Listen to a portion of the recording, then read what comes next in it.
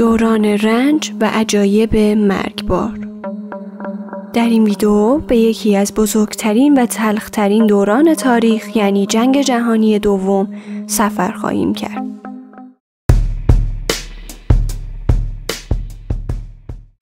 جنگ جهانی دوم یک نبرد بین المللی بود که به مدت 6 سال و از سال 1939 تا 1945 ادامه داشت.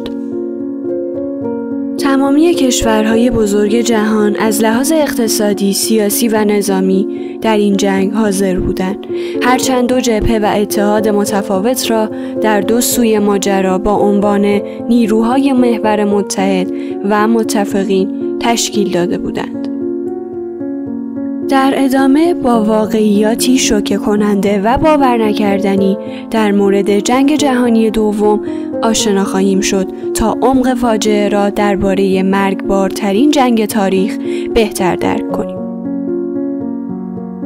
کشوری که بیشترین تلفات دوران جنگ جهانی دوم را داشت، اتحاد جماهیر شوروی بود که بیش از 21 میلیون نفر را از دست داد. از هر 5 سرباز آلمانی که در جنگ جهانی دوم کشته شدند، 4 نفر آنان در جبهه شرقی و در عملیات‌های تهاجمی و تدافعی علیه نیروهای روسی کشته شدند.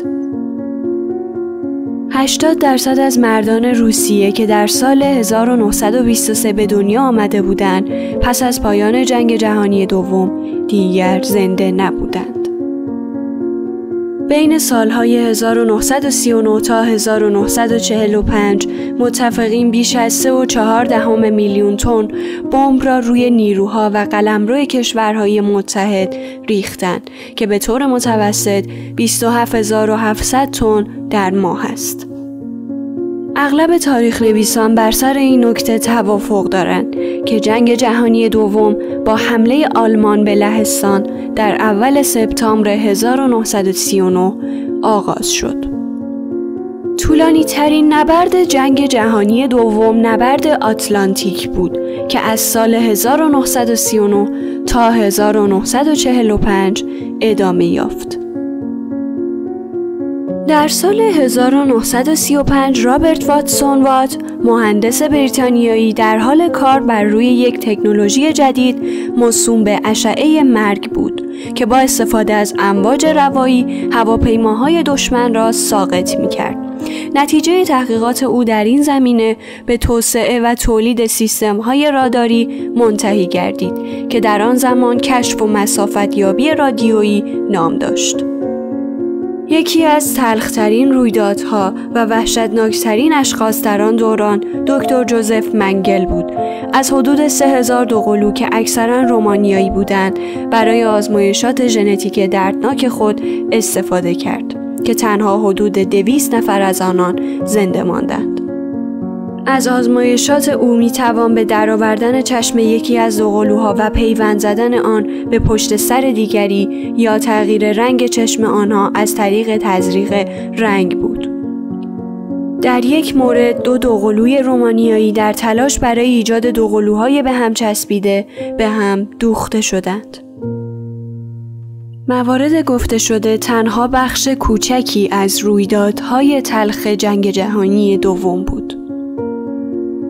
حال اندکی به وضعیت مردم در آن زمان اشاره خواهیم کرد. وضعیت مردم به طور گسترده‌ای تحت تأثیر قرار گرفت.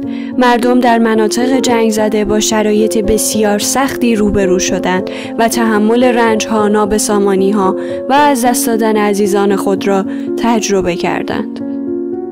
سربازان و ساکنان مناطق جنگ زده با شرایط زندگی سخت و خطرناکی مانند خشکسالی، سرما، بیماری‌های واگیر و شرایط ناخوشایند دیگر روبرو شدند.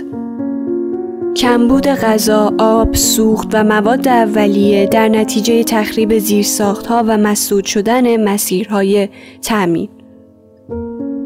و در آخر استرس ناشی از تجربه جنگ، صدمات جسمانی، بیماری‌های واگیر و عوارض جانبی جنگ.